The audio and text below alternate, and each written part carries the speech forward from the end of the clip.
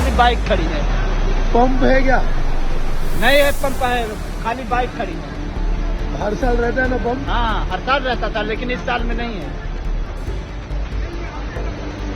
आपण पाहू शकता इकडे समोर दरवर्षी पंप असतो. आपण आता आहोत सँटा क्रूज वाकोल्याला. गेले 4-5 वर्ष इथे पाणी भरायचं नाही. आता अचानक या वर्षी पाणी भरलेलं आहे. आता हे मुंबईवर जे पाणी साचतंय हे पावसाचा जोर असल्यामुळे साचतंय की पंप न लावल्यामुळे साचतंय? किती वॉटर पंप लावले